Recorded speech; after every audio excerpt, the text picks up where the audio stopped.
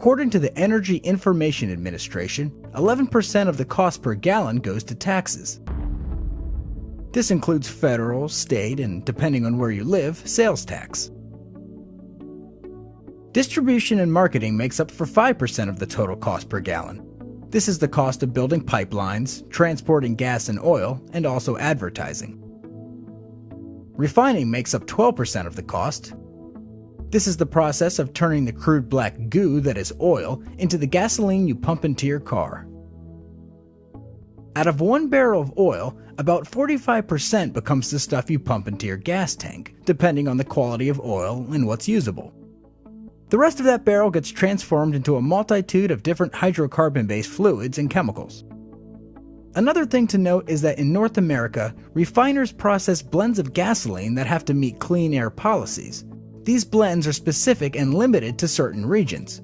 For example, you can't sell Chicago gasoline in Philadelphia or Seattle gasoline in Los Angeles. Another interesting fact about refining that most people don't know is that large oil companies like Exxon, Chevron, and BP often buy crude oil on the open market to supply their own refineries, for logistical reasons.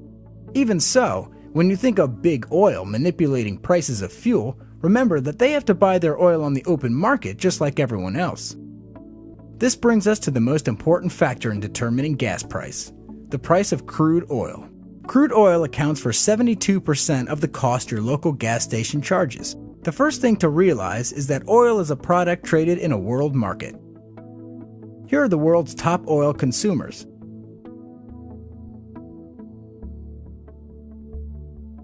It's simple supply and demand. With everyone bidding on the same barrels of oil, prices steadily rise. So even though the US's demand for oil may decrease, China and India's demand may increase, thus raising the price that everyone has to pay for it. Another element driving price of oil is the scarcity of easy oil, which is the easy-to-drill, high-quality light oil.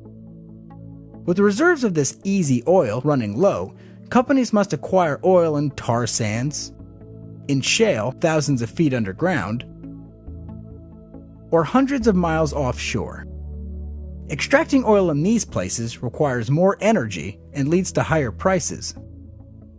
An area that often gets blamed for the rising price of crude oil is too much speculation in the marketplace. Any news channel might tell you that speculation is where big-shot Wall Street bankers bidding the price of oil higher is resulting in higher fuel costs. But that's not the case. For example, the crisis in Iran has the entire oil industry worried. Besides being the world's 4th largest oil producer, Iran controls access to the Strait of Hormuz, which serves as a passageway for 20% of the world's oil and 90% of daily oil shipments from all the Middle East. Oil traders anticipate that a war in Iran would likely disrupt the supply of oil from the Middle East and cause an even greater spike in the price per barrel.